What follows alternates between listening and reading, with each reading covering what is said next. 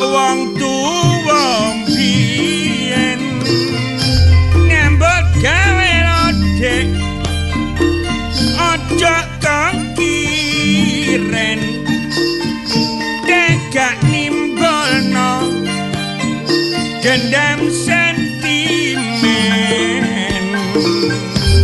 pancene gak biyen lodek yo gak saniki pancen ana wong duwe sifat iri dendam sentimen lodek drengkilan serai sing dirudanang tuna karo sengkuni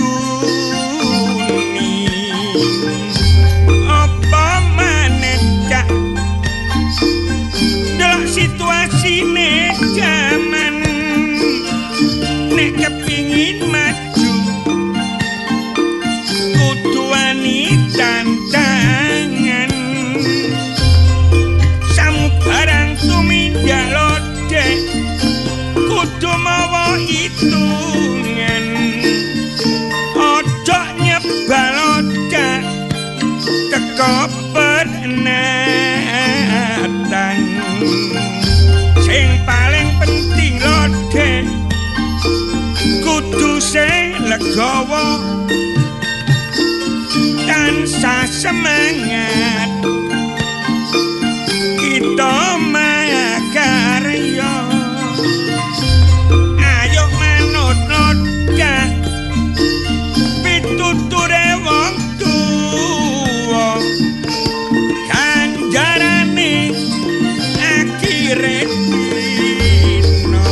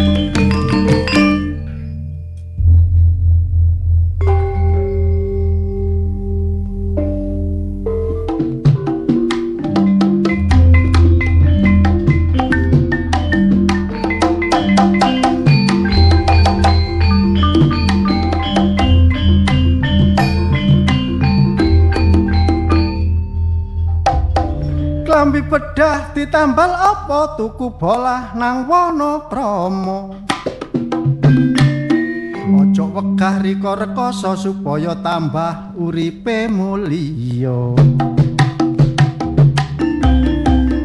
Pancen iku sing dikarepno. Jangan bayem dicampur jamur, atine ayem tentrem, keluargane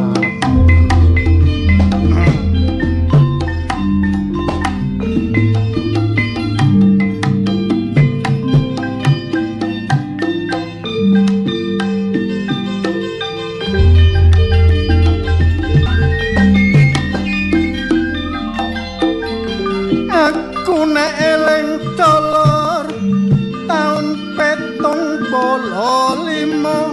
akeh-akeh tanduran sing dipangan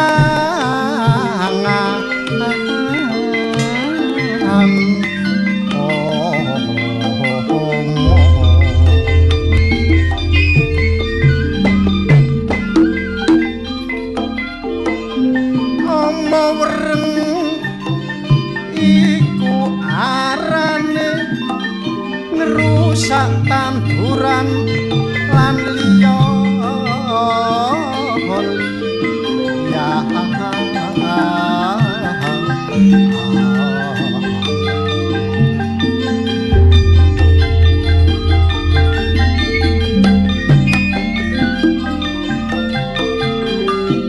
Pak Tani dolor sampe sumpek atine nek delok tandurane gak metu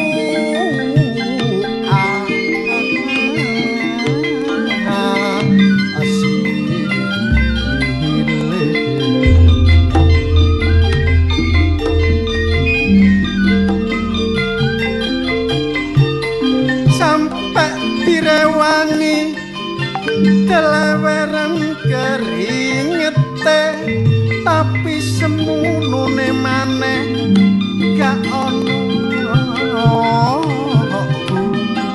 nah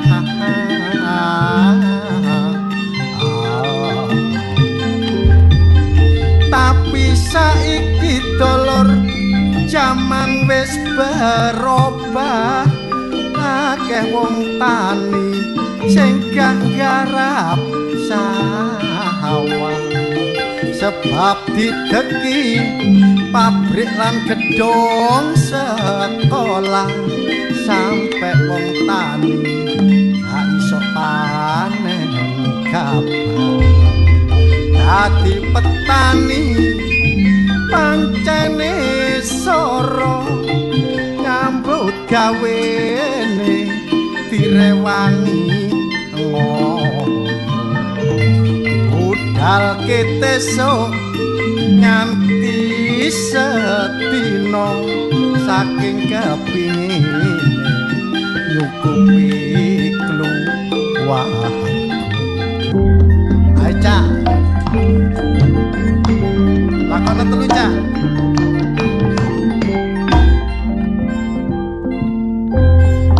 pancene sorot dadi petani jam 4 esuk wis padha tangi budal nang sawah barek nonton sapi iku prabotan sing paling mesti tanah sing padha dipaculi nek wis rata kenek ditanduri pupuk bebet ora kena karo besok nek panen bisa amberkah aku biyen yo tau ngalami nandurku pari cukule suket tengi saben awan yo saben bengi aku nek eling terus rebes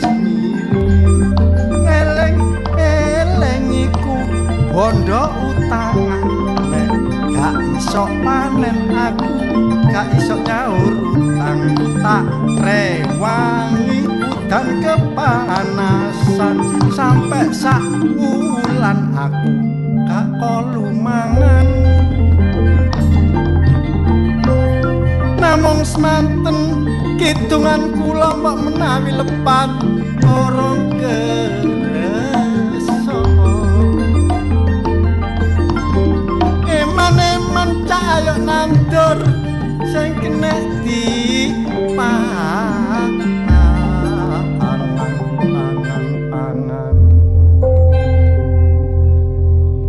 lapo mlayu-mlayu iku balapan karo mendung ya menangen nah gak ngono mendung iku ana sikile kok jak mlayu iku. Bengi mambengi balapan karo bulan aku.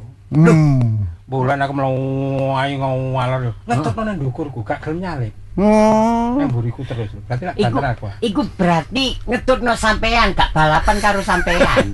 Lah aku mlayu pancen diober iku.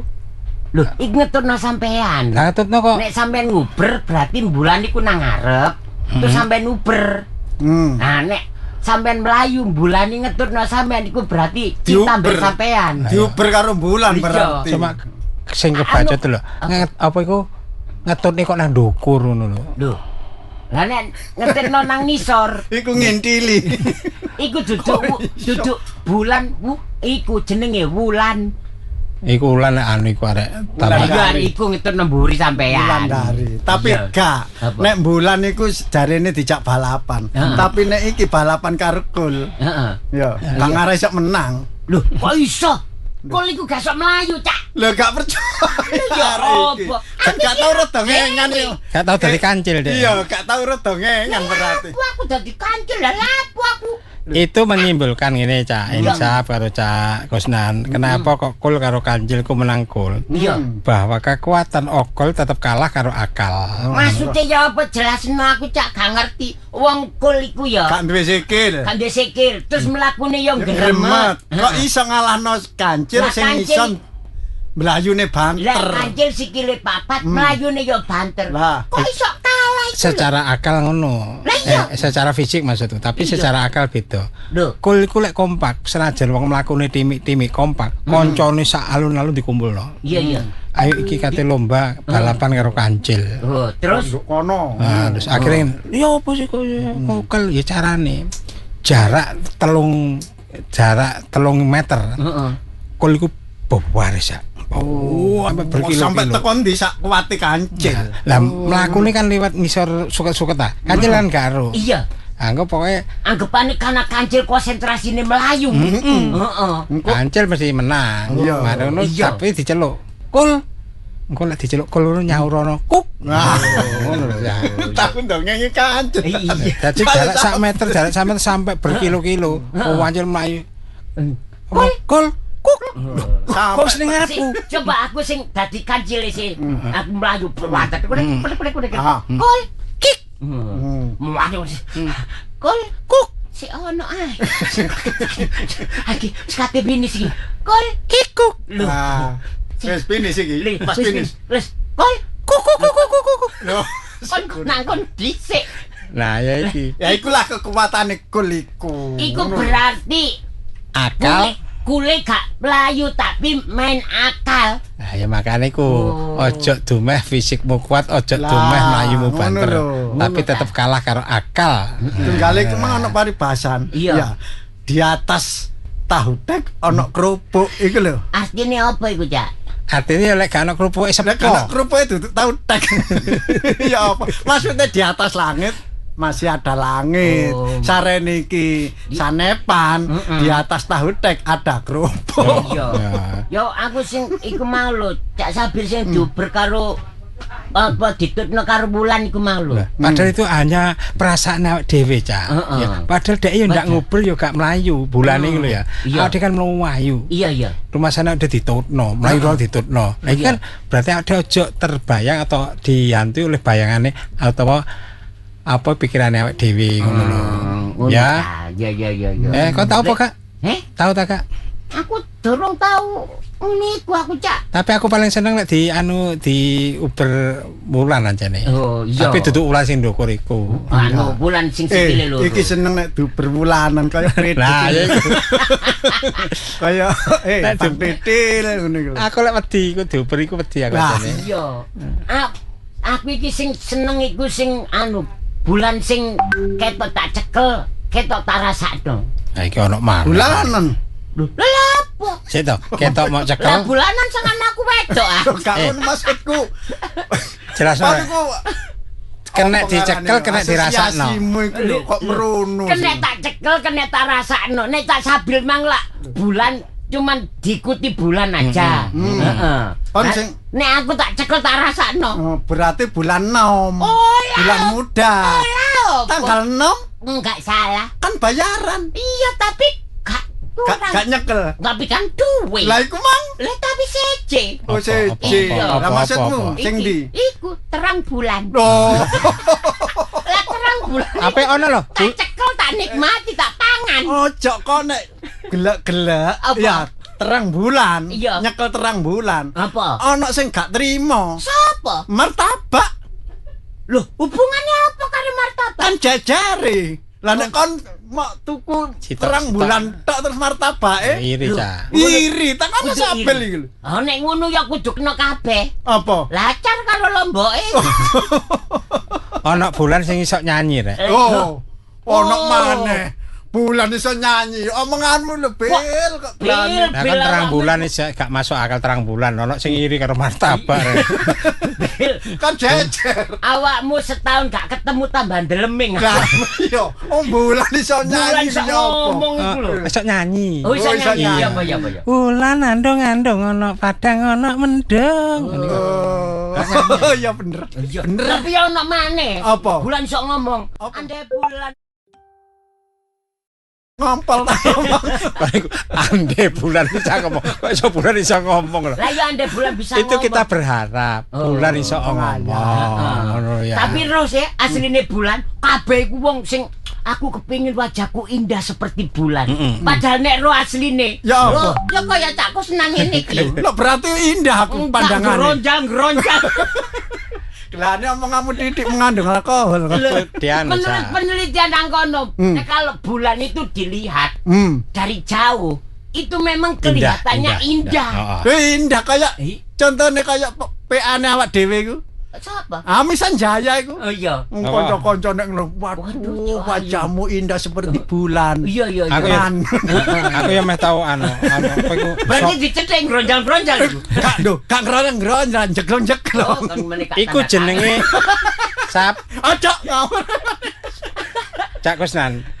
Ono paribasane itu Sri Gunung. Loh, wong paribasan kok Sri Gunung iku Mas. Paribasane iku ya pantun. Utawa persamaane ya Sri Gunung. Ero artine kan. Ya Sri Sri manggon ono gunung ngono. Iya, wong arek gunungan. Yo. Sri ku indah. Oh. Iya ta. Sri ku indah. Heeh. Waduh nek bener nek ngono, bebekku iku indah nek ngono. Oh, tapi kan tuwek Lho bebekmu. tapi Sri. Kenapa diarani Sri Gunung? Heeh. Ketoke iku Iya, iya, bener. indah. Heeh.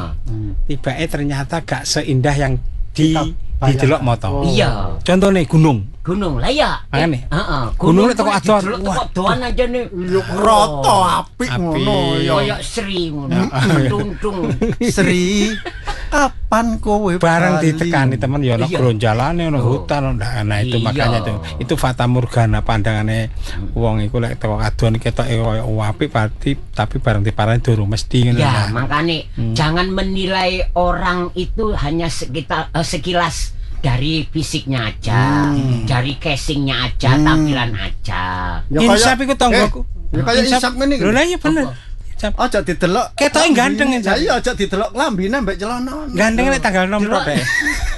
Delon Delon aja delok klambi karo apa nih pakaian celanane iya. Delok niku wajah tuh wajah ya. karu-karuan. Lah iya aku kan iki mengimbangi. Heeh. Wajah iku kurang menarik, tapi pakaianku tak menarik. Menarik, no. Dari ajine diri dumunung ing lati, ajine raga dumunung ing busana. Makane awakku tak rambut tak pakai, Mas yo tah celana mbek klambi kreditan. Iku yo tak usahakno. Gak tutul lek kreditan gem. Tapi yo Gembang. pancen ono lah Ya, istilah mbek kaya sampe. ngono. Iku kena diarani Apa? gendong endit. Oh. Ngerti yang gendong endit? Gendong. Secara fisik gendong kan yang buri. Ah. Ya ta. Lek ngendet nek nek ning sampingan ngene. Lu apa ta? Loh. Yo gendong yo gendit. Jenenge gendong endit. Heeh. Ngene kok lho istilahe. Ya apa? Nek wong tuane sing lanang iku ganteng, Heeh. sing wedok elek, Iya. ya paling duwe anak lanang nek gak wedok. Nek wedok ya mesti ayu, nek lanang ya mesti ganteng niru bapakne. Ngono lho. Awakmu Iku ilmu jenenge gendong endit. Awakmu emang teko endi? Gak mesti. Kok Gendong. iso gak mesti jenenge gendong endit ana wong sing lanang elek, sing wedok elek. Duwe anak loro elek. Ono. Loh, lah iya mangkane gak jamin. Buktine bapakku Apa? ganteng, makku ya ayu. Dia anakku aku elek. Lah kon niku ilingo. Ayo. Berarti kon niku duduk turunane makmu ambek bapakmu. Takone anak kandung, cuman salah nyidam. Lah iki turunane bapak karo mbak gene gen gendruwo. Iya. Nyidame maksudmu? Iya. Kon niku gelane Aku ya omong curiga. kok gak enak omongane sapil. Aku kecil, jare makku aku senengan nang barongan. Pengapesane insepku sitok, Cak. Apa? Tutuk panganan tutuk apa gak. Pengapesane iku lek dhek ndelok kaca. Wow. Iku aja seneni mbok Duan. Seneni mbok Duan. Aja diterus, aja terus. Aku ngomong kaca tok durung anu barangnya aku wis trauma. Sing kedua, Iya. selain kambek kaca, ambek sumur dawa biyen. Aduh temen Cak. Lah ya aku tau ro. Tak jak nang omahku mampir. Desa sik Iya. omahku kan desa, Iya. sumur. Sumur. Dek kate nimbang ngene. Delok Tak ngisor. geblak. Oh iya. Apa? Ndelok prene dhewe. Mangane kaca nang omahku tak pecah kabeh. Dadi intine ngene ta. Kabeh ku sanepan, kabeh itu paribasan, ya ta. Wong Jawa itu pancen ngono. Lek ngelokne wong, lek anu wong iku disende dengan bahasa halus, dengan parian iso, dengan sanepan iso, ya ta. Wah, kok insaf jenenge. Wah. Apa iku moto, apa lek ngarani lho, moto keranjang ya, ngerti ya? Oh, keranjang motone Anu, kan. Motoku sak keranjang. Lah iku sak piro nek? Oh, gak ngono soalnya Tatune arang keranjang barang ngene apa ngerti? Oh, ku. Bosok apa? tatune areng keranjang. Apa iku gak ngerti? Tatune Arang keranjang. arang keranjang. Tatu iku lak mesti ireng. Heeh. Iya, tadi apa ngaran kaya areng diwadahi keranjang. Tadi sak keranjang. Keranjang ku lek arang-arang sih ta. Ya ta. Tatune arang keranjang. Berarti kerep banget Oh, ngono. Cek kerep. arangan keranjang ngono karo tatune. Dadi kebalikane ngono lho ya. Iya. Tapi insap iki biyen kan salah makne. Makne biyen cek perawan iku Apa? diomongi karo wong tuane. Nduk, nek nyapu aja talah toleh. Heeh. Sing rijik. Oh. Ngono Makne supaya insap biyen ya. besok nek duwe anak cek nek wedok ya cek ayu nek lanang Cek ganteng. Terus Lah makne insap iki gak ya? heeh. Tambah diblinjati kono gurung resik. Mencolok Ngalir ono gurung resik. Gak- Dadi anak ya paling kaya insap ngene iki. Oh. Awakku kok ngerti. Kok ngerti? Makmu biyen iku tahu tadi gendak aku. Cek tapung awakmu sak pantaranku. Ya celuk nayah ta papa ngono. Nah, berapa apa wis tuwek nek ngono, Kus? Lha ya apa Kok dadi sih? kancaku kan. Wong Jawa itu akeh pasemon jenenge ana mitos ana pamali, lho pamali. Iya iya, pamali. Pamali ku pamane Supali ku lho. Usum yo. Mamane Sumali. Jadi pamali itu mengandung ajaran yang tersembunyi. Contohnya Nduk, marip-marip aja mangan nang ngarepe lawan. Ngono iku lho. Jangan bersiul di malam hari. Iku pamali iku sakjane ajaran yang tersembunyi. Kenapa lek bersiul di malam hari? Mergo waktu iku kan sepi. Iya. Garing ganggu tanggane, mbrebeki kancane. Iya ta? Oh, ngono ta. Tak jane iku ngono ajaran yang tersembunyi. Iku dengan Iku tembung. bahasa wong tuwa. Iya, tembung penyindiran. Aja mangan kok ngarepe lawang. Tunggale apa? Aja Iku gak nyindir iku, Cak. apa? Nek Ajaran. sampean kok ngono iku tak omongi. Iku lare iku lho, gak ganteng kemehnya iku nyindir. Nyindir. Yo nek iku Niku sanepan. Nah, yo ngilingno tapi Iya. dengan bahasa yang lebih Terus tambahan mana lah, iki penting iki ya. Yang terutama masyarakat awam koncone kaya awake dhewe iki ya. Saiki undang-undang terbaru mulai disahkan 2 Januari wingi. Iya. Oh iya. Dadi Iki ya apa dhewe iki kan really? masuk tahun baru 2026. Oh iya wis Selamat pertengahan tahun to iki baru. wis. Kayak adalah wis tahun 2006 ya. Iya 2026. Undang-undang ayo disebarno dikai weruh masyarakat. Dadi aku nyeluk insaf gak oleh suasu. Gak oleh. Oh, aja ana undang-undange iku. Undang-undange iku. Apa maneh? Tapi saiki ya ana enake. Ya nek enak omongne enak, nek gak enak omong gak enak ya. Heeh. Saiki undang-undang hukuman mati. Heeh. Ya, Apa? iku dikei jangka waktu lah, dikei apa ngarani ya. 10 tahun. Engko nek kebaikane apa nek nggone tahanan iku apik, iso di Oleh undang. remisi. Oleh remisi gak sida dihukum mati. Iya. Aku durung roh lek iku, asli durung maca aku. Durung. Lho ya. Ngono ya. Urung. Durung lek sing suasu rek kirek iku lho asli iku. Jadi iya. ndak boleh, tidak hanya membuli. Sekarang Maksudnya apa iku? iku aku nyeluk insaf. Ya, insaf jenenge kan Wasu iku. insaf. Ayo. Insaf kan apik jenenge. Iya. Rek kire insaf. Itu ada undang-undangnya. Ya. Kalau Undang-undangnya insaf apa iku? undang-undang yang terbaru baru disahkan tanggal 2 Januari kemarin. Iku apa? Maksudnya iku Pasal. pembulian apa termasuk Perbuatan kategori- tidak menyenangkan tapi langsung dijerat misalnya insaf gak seneng dilapor nih Pak. Oh, nek ngono. Nek kono kon neng diucut karo polisi kon. Kok diucut. Diusut. Nek ngono sepurane Cak Gus, aku tak nang kantor polisi. Lah apa? Lah nglaporno anu Lho, ngene iki lho. Cak Sabil Lho, sama. lho. Sap tenan lho. Sap. Ayo. Ya ngene iki lho. Karepku aku memberi penerangan malah salah. Lah iya. Paham ini ya apa? Tuntutan. Tapi berarti gak ndek semboyan arek. Iya, gak gelem semboyan berarti tak. Iya. Iling-ilingin semboyane ya. Sekali di udara tetap di udara. NKRI harga mati. Pro 4 RRI Suara Budaya Surabaya.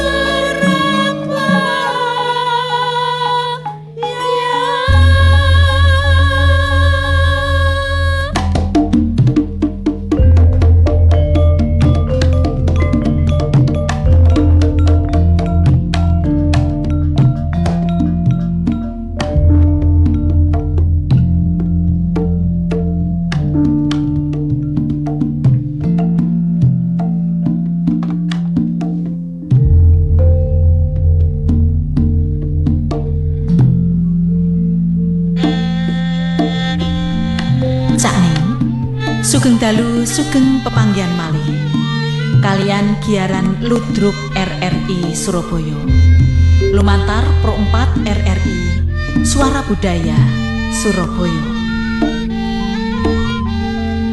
Produser Sukasih SE. Produser pelaksana Afnani Hawari SPD MPD. Ketua Ning Purbandari SSN.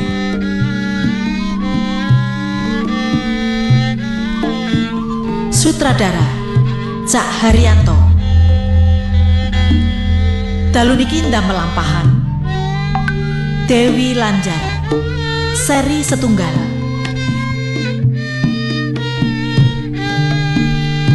Konco-konco ingkang nampi dapuan Prabu Brawijaya dipun lampahaken Cak Haryanto. Ning Purbandari dalu niki ngayahi dados Dewi Lanjar.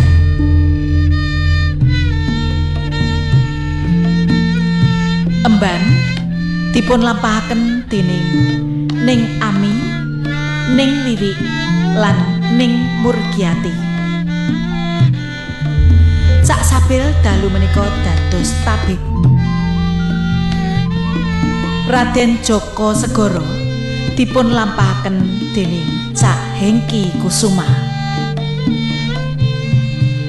para prajurit, Cak Kusnan kalian Cak Insaf.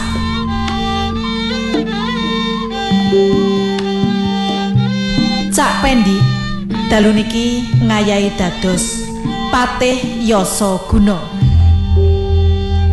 Cak nih Giaran Ludruk RRI dalu menika kairing swantening gongso Kiai Macan Putih lumantar Ruang Kesenian Mahameru Pro 4 RRI Surabaya. Operator dening Cak Isnan. Pengarah acara Ning Ami Sanjaya. Wusono kita saking studio ngaturaken sugeng dalu, sugeng midhangetaken. Sumangga.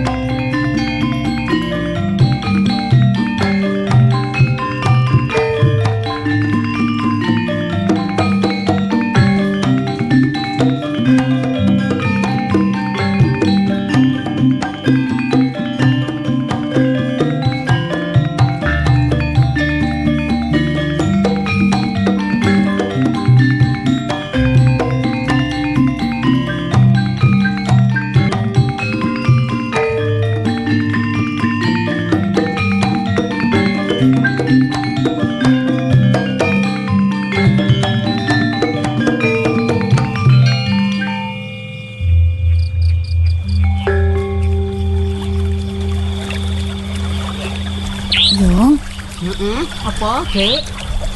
Ketoke kok Ndara Putri ku lenger-lenger ket mang. Ket mang yo. Apa ya? Oh, gak ket mang, ket wingi. Iya ta. Aku lagi ngerti saiki. Sik ta. Sampean yo. Sampean apa? Lapo saiki? Saiki lapo? Loh, yo ndelok anu. Ya wis mari ta. Penggawean sampean mau wis mari. Sampeyan sik masak sih. Yo kanggo Gusti Putri. Wis mak rampung. Wis aja rame, aja tukaran perkara gawean. Aku mah wis mari siram-siram kembang. Wis mari ku lho wis resik kabeh nyapu-nyapu. Aku wis mari umbah-umbah, wis semawis kanggo gantine Gusti Putri wis semawis. Ayo diparani. Saiki iya. Ayo ditakoni dihibur. Iya, cek gak ketok kaya ngene yo ayo. Ayo Gusti Putri. Iya, sajake Gusti Putri kok adem ayem. Dan sewu. Jenengan kula tingali. Ketau kok lenger-lenger. Katose wonten napa nggih? Iki pancene ana sing tak pikir Biyung Mbah. ngoten. Tak pikir ki ngene lho Biyung Mbah. Petamanan iki ra omahe awake dhewe. Aku ning kene iki ya dikancani karo sampean-sampean kabeh. Biyung Ban Murgiati, Biyung Ban Ami, karo Biyung Ban Uwi. Kabeh wis padha leladi aku. Mboten enten kekuranganipun nggih. Masakane Biyung Ban Umur ki yo enak, sedep. Aku cocok terus. Gusti Putri, lajeng jenengan mikir napa lho? Nah, kok lenger-lenger nek ngoten lho, adem kabeh. ayem lenger-lenger ngoten lho. Ngene lho Biyung Ban. Ya apa nek mungguhno sesuk isuk iku ayo awak dhewe tandang gawe. Enggak Petamanan iki nek job cilik aku ki prosoku ning kene ki pancet ae ngene. Kok kembang-kembange dilih-lihi. Kira-kira sampean kabotan yo apa kami enggak? aja Gusti Putri ki. Nah, ngono lho. Nyaknya ki apa to Biyung? Yang, maksudnya gak ngerti sama nak wis pengalaman lho yo. Beke duwe. Nah, ngono lho. Lho iki Gusti Putri. Yang ngami.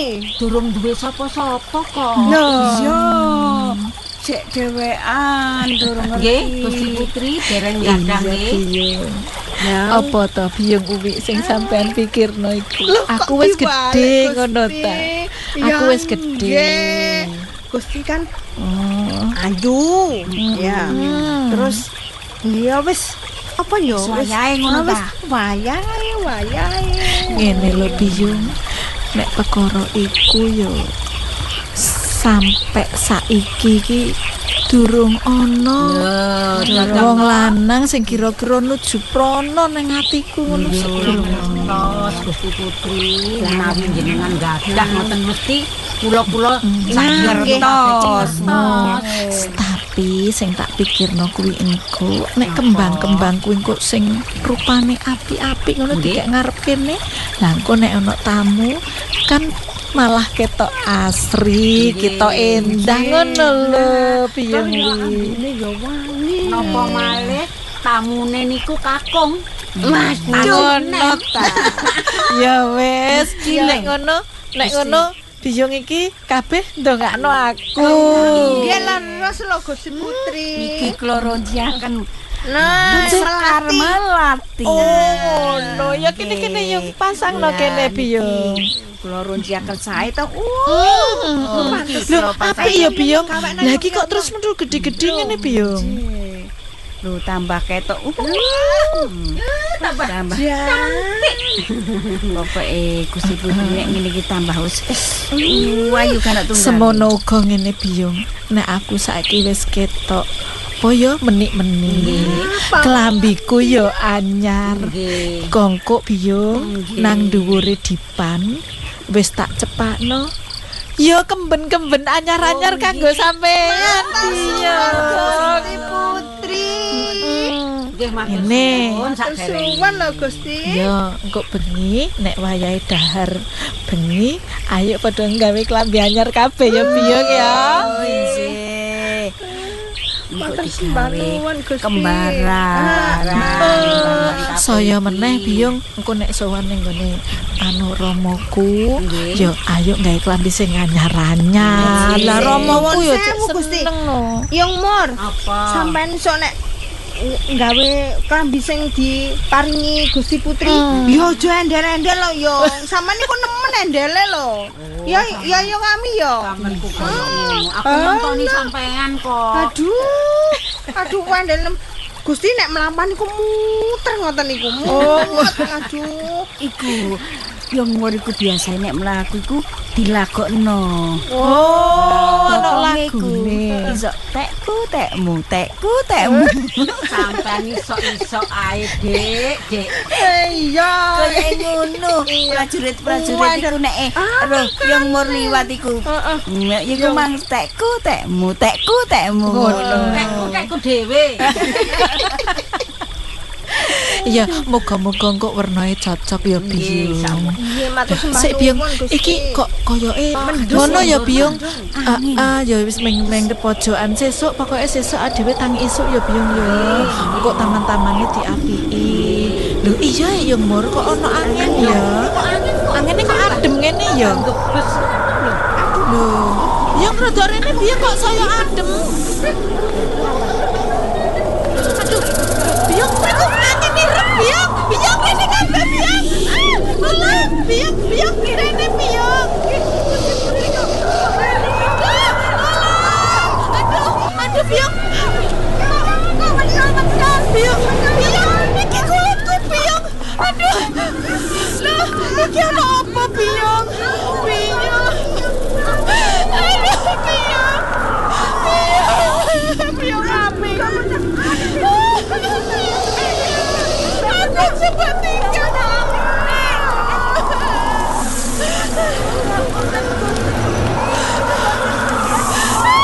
Aku kok malah tinggal. Ayo Melayu. Ayo Biyong. Aku kok ditinggal Biyong. Aku kok malah ditinggal karo Biyong. Iki sajane angin opo? Bayahe candi Allah teko. Angin gebulek nang ketamanan kene. Nyur saiki awakku dadi koyo ngene. Pintul kabeh. Ambune amin. Gak main tuh nek bater-baterku ninggal aku. Tapi aku kudu nutupi Biyong Ami. Biyong Ami. Biyong Ami. Ami, tolong ono aku. Ami, aku tolong ono. Biyong Ami sepurane nek sampeyan wis gila ambek aku Biyong Ami. Iya Biyong Ami ya wis. Tolong sampeyan mandek kok Biyong Ami. Aku njaluk tolong Biyong Ami. Sampeyan mau turu ambek romoku Biyong Ami. Sepurane Biyong Ami saiki. Nang awakku dadi koyo ngene. Awakku kabeh Biyong Ami. Biyong, tak sengine diklek kene yo Biyong. Aku njaluk tolong Biyong Ami. Tolong aku. Matur Kanjeng Rama yo Biyong. Iya Biyong. Gusti, dosa menapa ingkang kula sadar Gusti.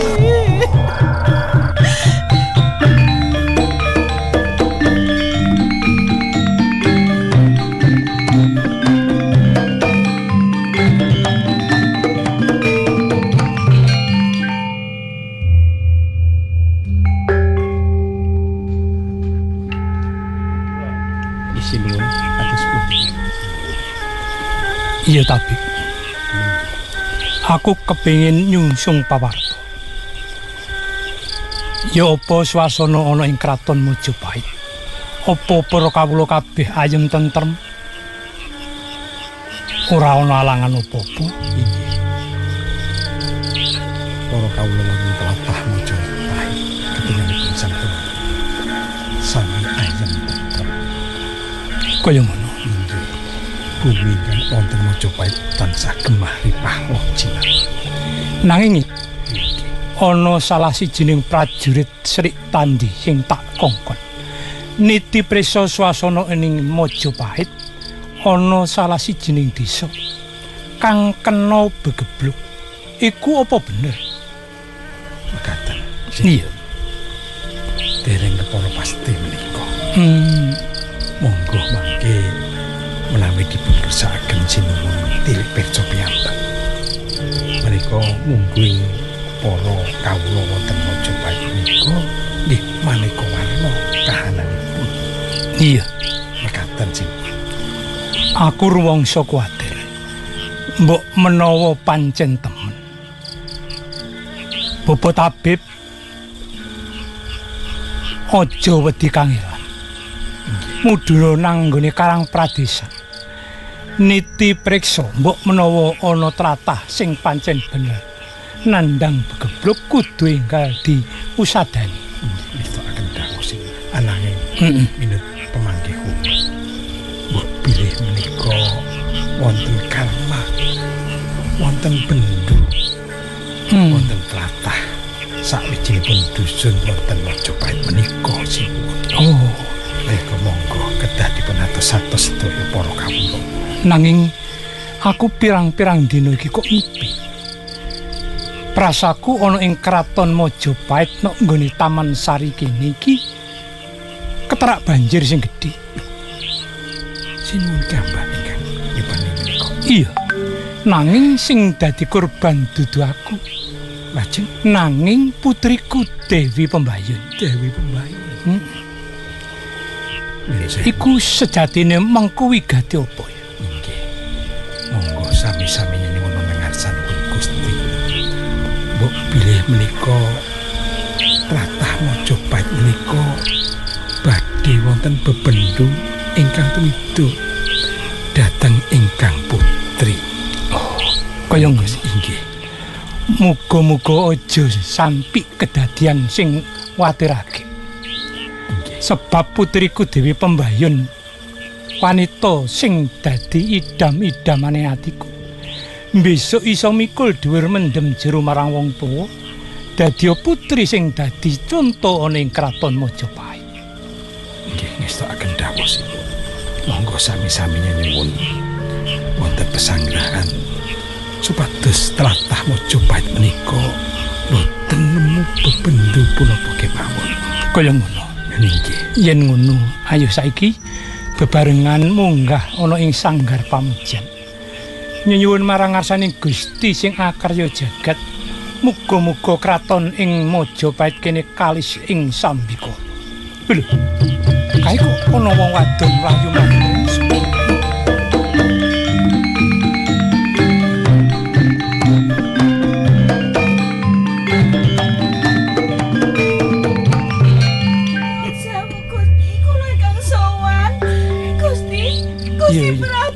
Kene rada maju kene. Awakmu embane putriku. Nggih. Ana wigati apa kok nangis ditata-tata ambekane. Emban angin. Heeh. Badhe matur Gusti. Ana apa? Wonten kedadosan Gusti. Kedaden? Nggih. Sik ambekane ditata sik ambekane. Mbak Nami. Sik diombe kuwi. Ya. Ombe banyu sik. Nah, wis enggal matur. Nang ngarsane sinuwun. Gusti. Iya. Sinuwun. Kula wau wonten taman. Heeh. Kalian Gusti Putri Pembayun. Dewi Pembayun. Lajeng wonten angin. Ono angin banjir kepiye? Gusti Putri Dewi Pembayun menika lajeng niku lajeng Kena apa? ambune tuwa amis. Ambune Nggih, amis terus? nggih. Badane menika mentol-mentol. Nggih, bentol-bentol. Iya. Kula mboten kiyat. Aku ngerti apa sing mbok karepake, Mbak. Amis sanget menika. Iya. Ya wis. Papa nujeng. Ya nggih Gusti. Sliramu wis ngerteni dhewe palapurane emban. Nggih. Yen to anakku Dewi Pembayun nampa lara sing nganeh-nganeh. Sing ambune gandane amis awake ora karo-karuan. Kepareng matur sinuwun. Iya. Mbok menawi menika tumus jroning impenipun sinuwun anggene jupeni menika tlatah Mojopahit wonten teng Ngara Kirang Sae Gusti. Iya. Mbak. Lah saiki dununge Putri Pembayun ana endi? Wonten taman. Nang taman. Nggih. Lah kok malah mau tinggal Nggih, mlayu? mboten kiyat melampah. Ora kuat mlaku. Nggih, badane menika kaku-kaku sedanten terose. Oh ya, Gusti. Monggo ingkang dipun tilik pirsa wonten taman kaputen. Saiki ngene, Bapak. Kepyakno para dukun, para tabib ana ing kraton Mojopahit supaya ngusadani putriku Dewi Pembayun. Nggih, Gusti. Aja wedi kangilan. Mban, Injih dalem Gusti. sing ngerti papan dununge putriku Dewi Pembayun, siram. Injih, Mula ing kene ayo. injih. Dudono endi papan dununge putriku ya? Nggih, monggo Gusti kula dherekaken. Iya. Nanging Bapak Tabib, yen nganti ana kedadian sing kaya ngene iki sing salah sapa? Nyun sewu Gusti. Mbok menawi menika sampun titahipun Gusti tlatah ing Majapahit wonten pagebluk ingkang tumiba wonten putrinipun Gusti. Apa kabeh iku mau pacoban? Mbok bilih mekaten. Mula monggo tlatah Majapahit ing dipun ruwat dipun slameti. Mugi-mugi pagebluk ingkang tumiba wonten putrinipun sinuwun menika enggal purna. Dadi kaya ngono. Saiki ngene, Bapak. Sesepuh pinesepuh ana ing kraton Majapahit diklumpukake kabeh. Dijak bebarengan nyuwun marang ngarsaning Gusti sing akarya jagat. Muga-muga lara sing tumiba ana ing putriku Dewi Pembayun enggal-enggal waras kaya wingi. Nggih. Saklenduripun menika monggo para kawula wonten tlatah Majapahit menika kapurih nanem empon-empon. Mbok bilih menika salah setunggalipun syarat ingkang kedah dipun lampahaken dening para kawula mriki Gusti. Apa kudu kaya ngono? Mekaten nggih. Iki kanggo syarat sarana. Nggih. Kanggo tulak begebluk iki mau. Salah setunggalipun mekaten Gusti. Ya. Yen ngono aja kesuwen. Iki ketoke rada suwe. Nggih mesakaken Gusti Putri Pembayun menika. Iya, Mbak. Enggal mriku Gusti. Ayo, Mbak. Monggo. Ayo, Mbak. Gusti Tabib monggo. Monggo sinuwun. Udharaken sinuwun.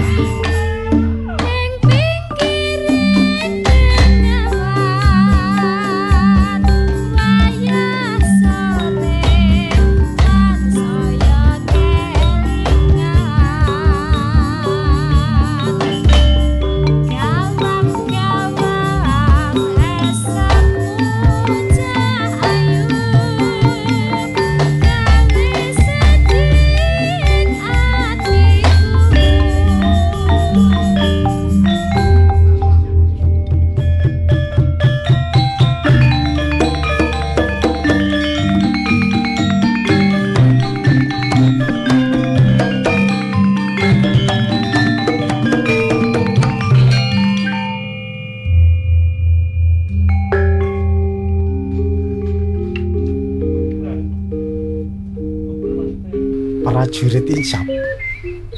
Siap, prajurit Kusnan.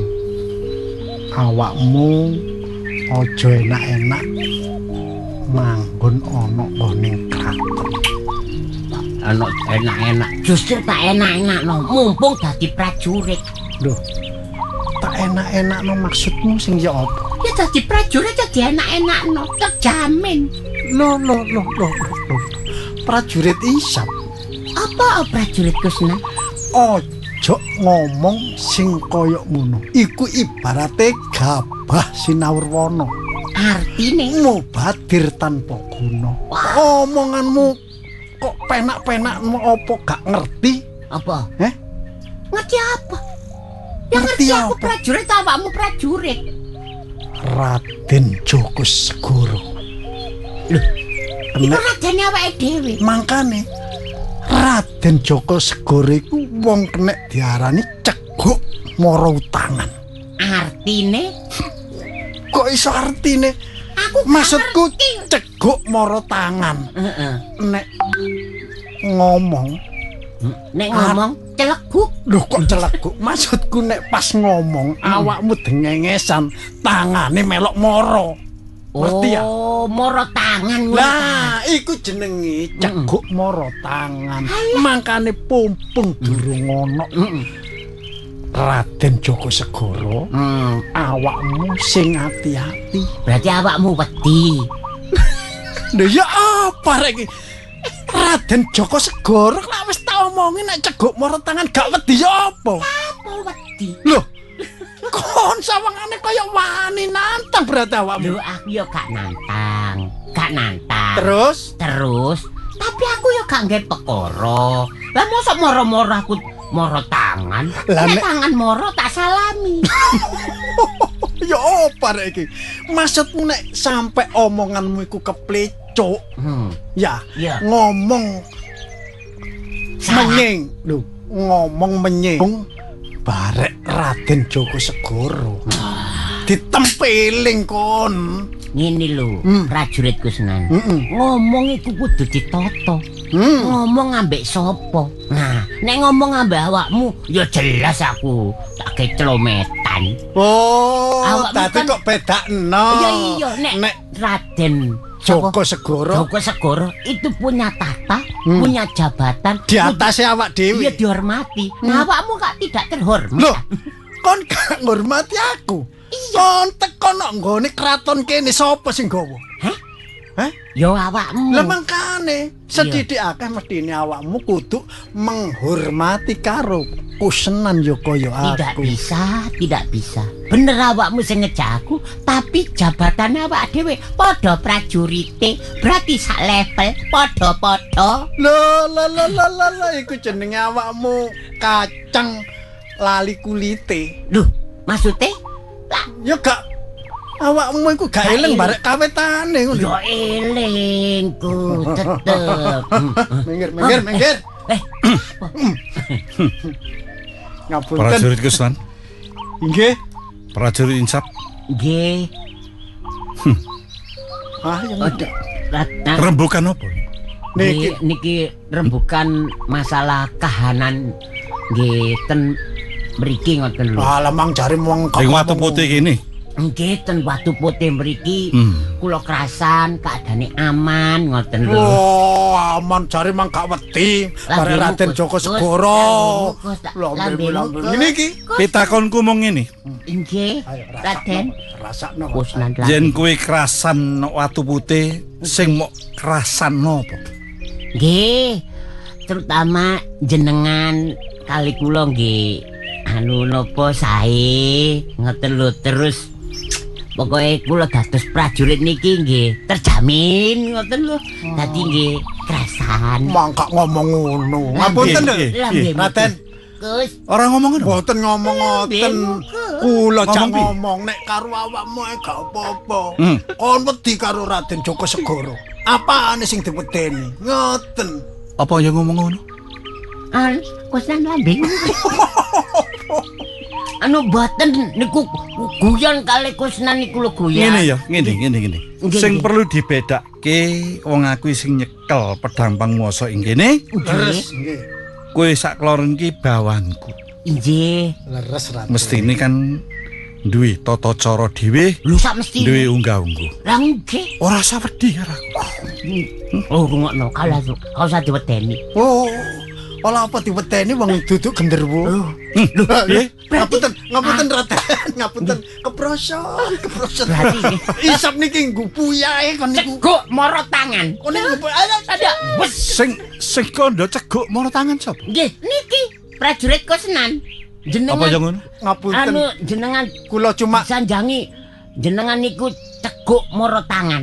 Rumangsamu aku iki wong sing kejem ngono. Lah, boten, kula boten Ndoro, kula boten ngendika ngoten, kula cuma Meden-medeni insaf.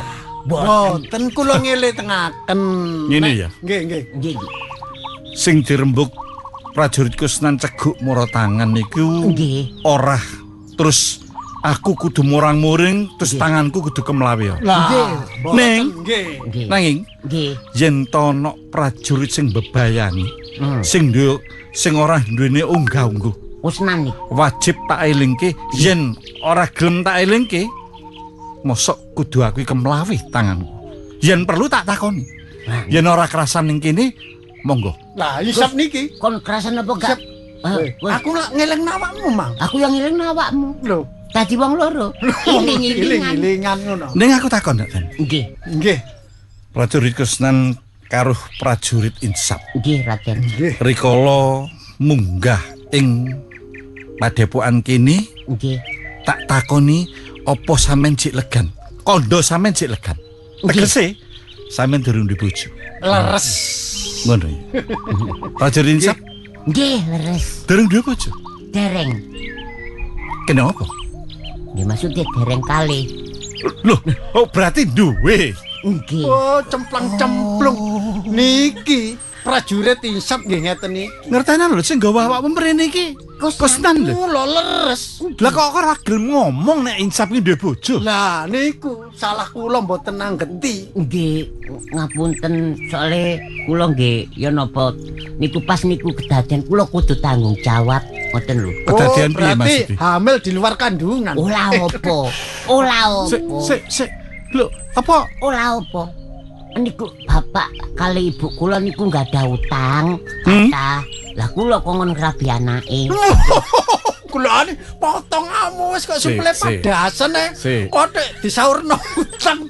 Ngapunten lho Insap. Raden. Nggih, dalem. kondomu sing koyo ngene iki Nggih. walaka apa pancen gawen omongan Nggih. Gawen Sak temene. gawen lho mosok-mosok kaya kula niki damel bayar utang nggih mboten pantes. Lah nggih Raden. ning lak tresno karo bojomu Lho, nggih tresno. kudu ngono Nggih nek tresno ning tresno. duwe anak Nggih alhamdulillah enggak ada. anak ya Nggih. ya wong ya anak Mboten genderuwo. Lho, Ya napa nggih? Wong ya napa? Gak ngono Iya. kok arep wong ambek awakmu. Oh, nggih. ngene wis Nggih. cukup kegojekan iki Nggih. ning Nggih, perlu sing tak takoni karo sampean loro Nggih. perintahku watu putih kini Nggih. kawula watalah watu putih Putih nggih. miturut awakmu kira-kira apik apa ora Lho nek jujur mawon nek napa Nek piye? pandangan kula nggih menilai nggih sae. Sae Ngono ya? Nggih. Kusnan Nggih Raden. kawula ing watu putih Menawi kula mirsani wonten watu putih niki sampun sae katimbang lintu-lintunipun. nyengkuyung kabeh Leres. Nggih. ora ana sing banggel pesan apa sing dadi perintahku Wonten. sing mok weruhi apa ana kawula watu putih iki kira-kira nggembol rasa ora penak anggonku mimpin Wah, mboten wonten. Kabeh niku seneng, kabeh niku legowo, bangga jenengan pimpin. ngono ya Ngapunten Raden. iya piye Menawi kula mirsani sedaya para kawula menika sampun remen sanget kalih panjenengan. Ngono ya. Nanging wonten salah satunggale pawongan sing boten pati remen kalih jenengan. Kus, tenan to Inggih, Raden. Kandamu sing kaya ngene dina iki aku njaluk walaka karo aku Blakasita. Sapa pawonganmu? Mboten tiyang lintu. Sapa? Nggih prajurit insap. Lho, Kusna. Sap, Dalem. piye karepmu ngene iki? Ngarep omonganmu kaya-kaya nyengkuyung karo aku ning saiki laporane Kusnan. Ayo, Akonono. ayo. Nggih. Apa sakarepmu? Kula njalukmu ndak bayaran. Lah, Oh. sampun kepireng kiamu. Ngono to. Nggih. Ngene ya, Niku. prajurit Kusnan Inggih, Raden. karo prajurit Insap. Nggih. Aku iki kabeh nyawang prajurit kabeh sapa sing nyambut gawe tenan, Nggih. sapa sing nyambut gawe tanpa pamrih. Bakal tak undhaki bayar. Ning ora saiki. Oh, nggih. Ngene ya? Nggih. Mula ayo saiki Inggih, Raden. melu karo aku. Loh, ten pundi? Ningali delok telatah ing Watu Putih. Oh, ngoten. Peneke Watu Putih iki bek menawa iso dadi luwe gemah ripalo jinawe. Nggih. Piye? Ya? Tentrem Kertoraharjo. Kudune. Nggih. Ayo, Monggo, budal Raden, saiki. kula dherekaken. Monggo. Ndherekaken. Ayo.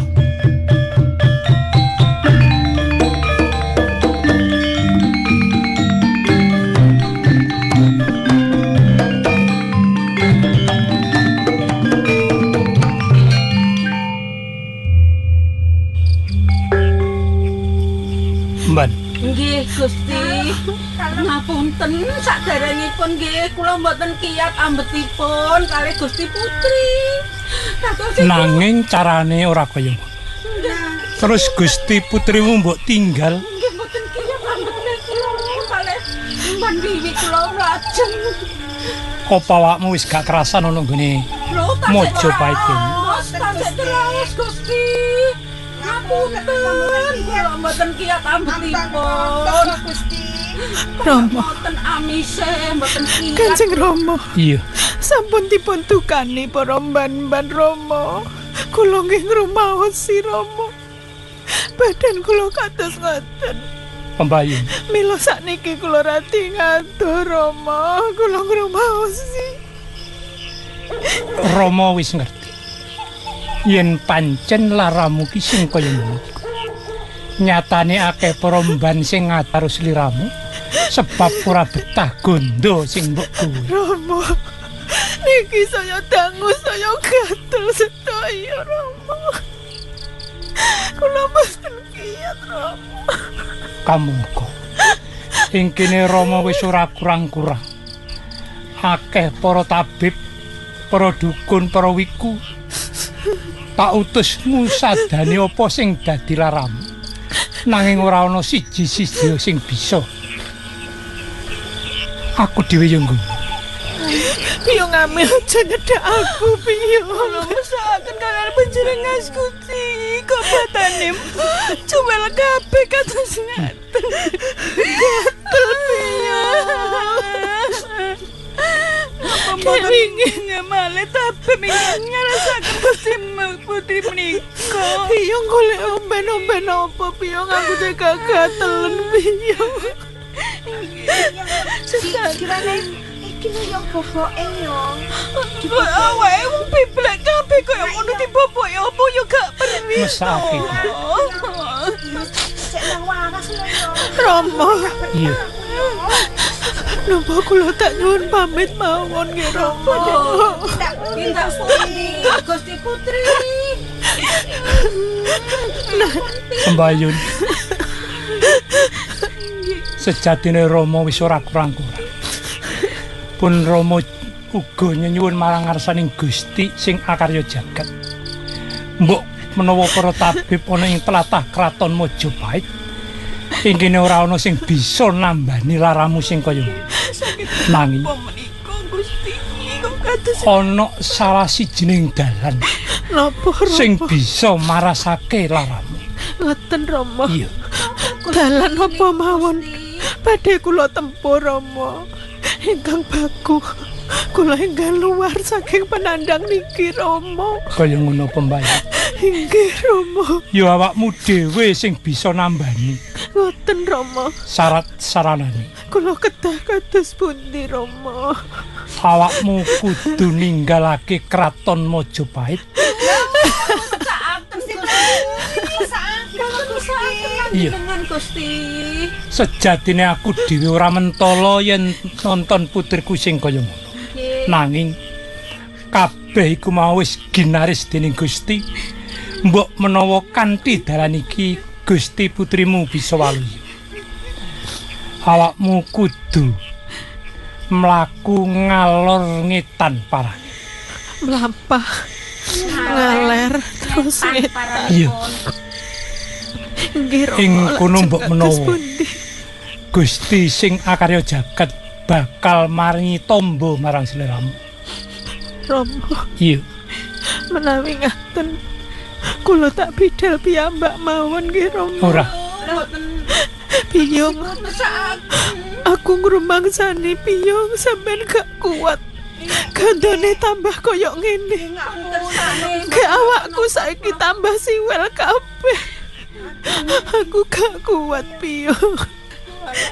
Tak lakoni dhewe Piyong. Kula nderekaken mawon.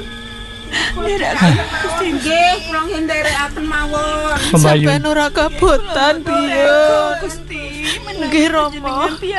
Pun Rama bakal nyagake kreta kanggo awakmu. Lan emban-emban sing setya tuhu karo awak. Lan uga bapa tabib tak utus nderekake awak. Inggih Rama. Menawi ngaten kula manut. Kaya ngono. Kula tansah mituhu kalih Kanjeng Rama. Saderengipun Rama, kula nyuwun ngapunten nggih Rama. Mbok menawi wonten kalepatan kula sing dadosaken badan kula kados ngeten iki Rama. Sliramu ora salah Pembayun. Mbok menawa kabeh iku mau kanggo nguji Rama lan sliramu. Mula ing kene kanggo njaga kawibawane Kanjeng Rama. Nggih Rama. Aja nganti para kawula kabeh mangerteni yen to sliramu duwe nandang lara sing kaya ngono. Ngoten Rama. Mula ing tengah wengi iki awakmu lan para mban kudu ninggalake kraton. Nggih Gusti. Tumuju ana ing tlatah Brangwitan. Ngestokaken dawuh Rama. Welingi Rama. Nggih Rama. Taunana Windanana yen durung bisa waluya laramu jangan aja bakal bali ana ing kraton. Nggih Rama. Ngestokaken dawuh Rama. Piyong asal tombo. Iya Piyong. Kabeh upo rampe cepakno kabeh yo Piyong. Upo rampemu barang yo cepakno kabeh. Aku matur nuwun Piyong. Sampeyan kabeh cek tresno marang aku. Tresno kali jenengan Gusti Putri. Kanjeng Rama. Iya. Kula nyuwun palilah nggih Rama. Pangestu. Kula nyuwun pamit Rama. Gusti nuwun. Kula nyuwun pamit nderekaken Gusti. Nggih Gusti kula nyuwun pamit nderekaken Gusti Putri.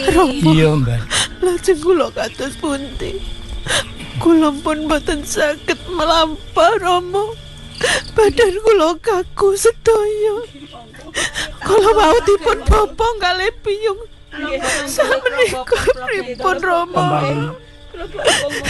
Rama wis utusan karo prajurit tak kongkon nyagakne kreta kanggo sliramu lan para emban. Nggih Gusti. Nanging sing tak jaluk aja kendhat-kendhat anggone nyuwun marang ngarsaning Gusti sing akarya jagat. Muga-muga awakmu bisa kalis ing sambikala.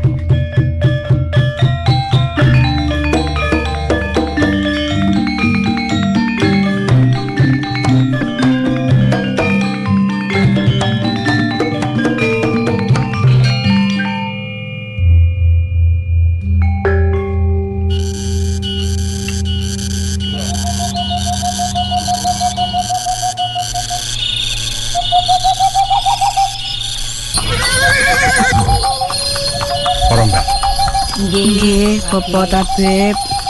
Manut dawuh Sinta. Nggih. Itu pundi, tabib? Putri Pembayun. Nggih. Ayo digolek tengah wono, tengah alas. Nggih. Ya. Niki pun tengah wono niki. Pinggiran. Oh, tasik pinggiran. Tasik kirang tebih. Oh, ngaten. Mumpung Putri Pembayun iki bisa.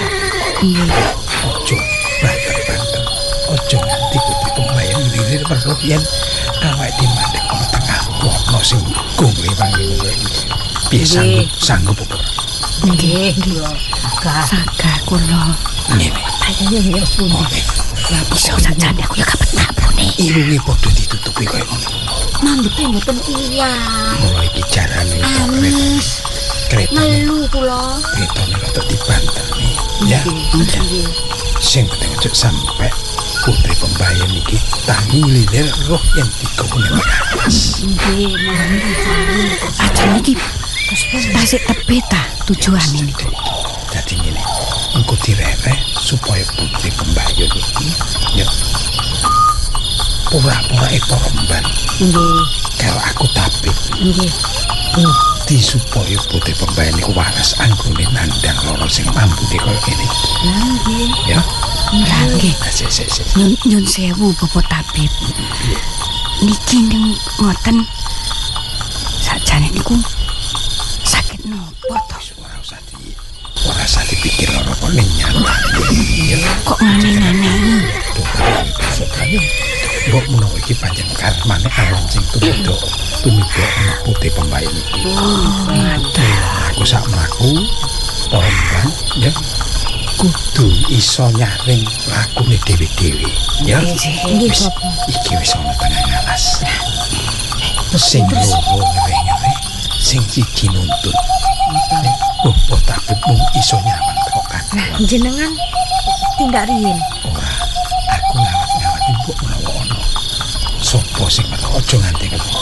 Mergo iki dawuh Sinta supaya Putri Pembayun iki sing koyo Ayo Bapak tabib. Kula mawon ingkang nuntun. Terus Gusti Putri Pembayun menika. iki kretone tak kongkon rada kalem-kalem ya. Nggih, Bapak tabib. Sepisan mareh para poromban. Nggih. Aja nganti wadi iki ya otek krungu sapa wae. Latah mencoba kene ya.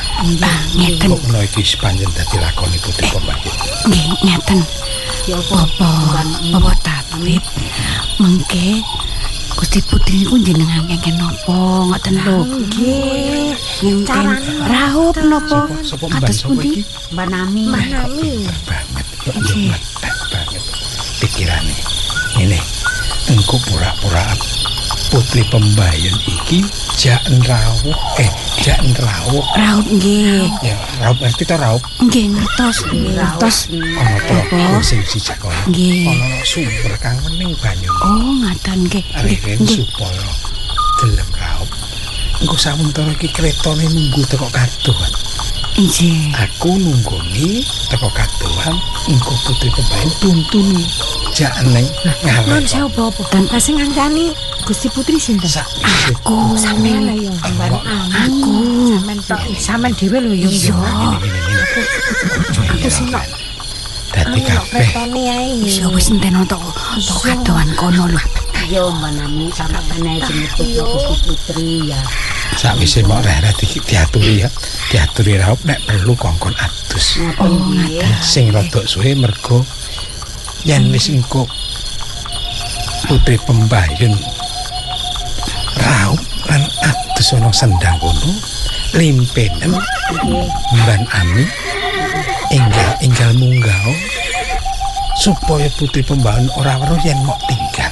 Terus ngapunten Bapak niku nawa kretone ditinggal nggih ya. Kok kretone ditinggal to? Enggak maksudnya awak dhewe nyengkre kok. Oh. Ini lho ngono. Samentara kretone mandek kaya kene. Pembayun Putri Pembayun karo Mbak terno nang isor iku ana sumber kang wening. Nggih, ngertos. Rayunen bojoku Putri Pembayun kongkon adus Kongkon nek perlu kongkon kungkum sing suwe supaya penyakite kuwi ilang. Lalorone iku ilang. Yen wis putri pembayan engko adus nang kono, tinggalan kalem aja nganti weruh. Ngerti apa ora? Nggih. Nggih, sejatose niku kula nggih mboten tega, mboten mentolo menawi ninggal niku nanging kula nggih mboten betah niki. Iki dawuh Gusti, nggih ta. Gusti Prabu. Gusti Prabu ora kena. Aduh lakon kok le bali lho Pak Dewi. Ini wis. Iki wis tekono. Ono kene alas kaya ngene ya. Saiki kugan alon-alon. Kugan sampeyan ayo. Oh nggih. Nggih, alon nggih. Gusti Putri. Gusti Putri. Pangapunten. Iya Biyung. Nggih. Iki mau sawetara aku iso rada enak anggonku turu Biyung. Nggih. Iki teko ndi? Bapak tabib niki dugi pundi Bapak? Tombo supados biyen mban menika ngembani panjenengan supados anggenipun nandhang sungkama nandhang lara putri pembayan enggal nemu tombo. Oh ngaten. Lah niki kok kretone mandeg niki nampa sampun dugi panggenanipun tombo kula to Bapak? Nggih, putri pembayan. Nggih. Sak lebeting wana menika nggih wonten lembah ngarai menika wonten sendang ingkang toyanipun wening. Oh ngaten. Mila putri pembayun dipun dereken para emban nggih sumangga aturi siram raut nek perlu kungkum dhateng sendang ingkang toyaning wening menika. Sih pundi Bapak? Ayo para emban. Oh mriko. Ya. Nggih pun. Nggih pun Bapak kula nyentikaken dawuh ingkang nderekaken kula mandhap sinten Bapak? Kula Gusti Ami. Oh Biyung Ami. Manami sawentara iku ora ngewe oncor ya sing ngati-ngati alon. Nggih niki monggo kula tuntun. Mumpung enten sunari rembulan Bapak. Nggih kula nyuwun pangestu nggih Bapak mugi-mugi kula enggal saras ngoten nggih Bapak. Biyung dongakno aku ya Biyung. Monggo dijarene. Monggo kula tuntun Biyung Gusti. Ami sampeyan sing ngarep ya Biyung. Kretone tak tunggono kene. Monggo. Nggih. Gusti. Biyung dalane rada angel lho Biyung. Nggih, alon-alon. Pinter Biyung, heeh. Nggih. Ya, iku nek angel lha iku wit gedhe Biyung rada menggok titik ya Biyung ya. Nika ingkang mriko lah. Oh, sing menggok ngiwa. Iya. Monggo. Biyung iki mau sampean wis didudui Atos, karo nggih. Bapak tabib to Biyung. Nggih sampun. Iya. Sik Biyung gegerku gatel, tolong kukurno gegerku Biyung. Nggih. Nggih. Nggih. Nggih. Aduh, kamu. Iya kono Biyung rada ngisor Biyung. Nggih. Gatel banget Biyung. Nggih. Ya wis Biyung, matur nuwun ya Biyung Ami. Nggih, Gusti Putri. Yen tak delok-delok Biyung. Sampean Biyung Ami sing terus setya tuhu karo aku Biyung. Nggih, Gusti Putri. Monggo Engko nek ana apa-apa karo aku tolong ya Biyung, aja mbok tegakno ya Biyung Ami. Nggih, Gusti Putri. Ya Monggo wis Gusti. Jenengan napa sira? wis iki ta Biyung. Nggih.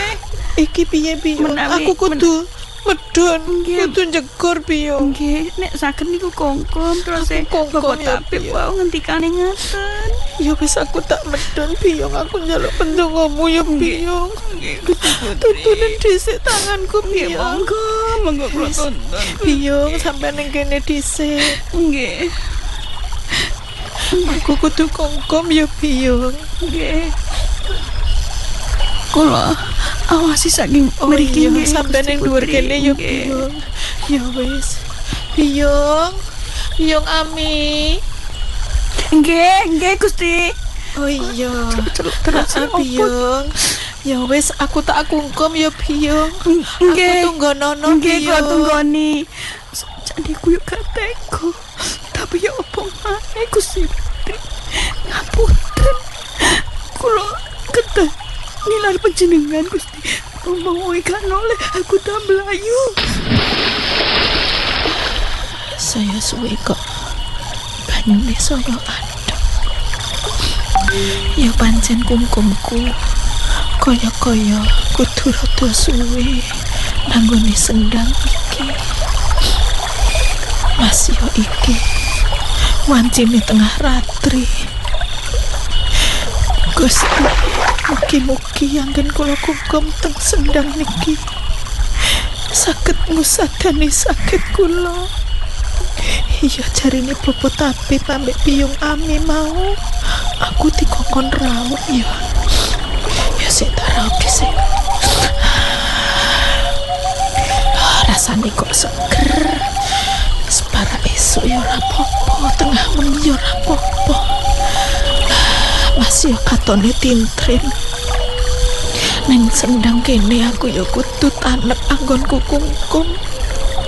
Ben tambah resik. Biyung Ami yo cik setia nunggoni aku. Matur nuwun sanget Biyung Ami. Sampeyan setia tuhu karo aku. Biyung Ami. Nggo kek keturun ya Biyung Ami iki. Oh, cek nang kono. Iku kok ono kaya wong lungguh. Oh ya wis, ono Biyung Ami nang kono. Sik tapi kok gak enek obah ya. Aku tak rodok nyedek.